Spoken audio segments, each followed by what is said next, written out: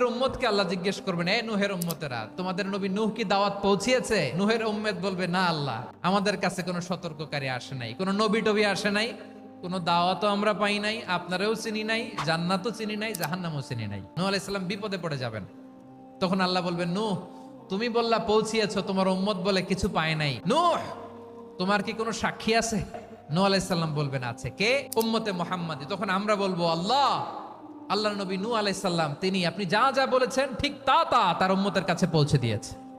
এবার নূহের উম্মতের সাথে আমাদের ঝগড়া লাগবে। তারা বলবে, তোমরা আসছো আমাদের হাজার হাজার বছর পরে, তোমরা কি করে জানলা? তোমাদের সাক্ষী ধর্তব্য হবে না?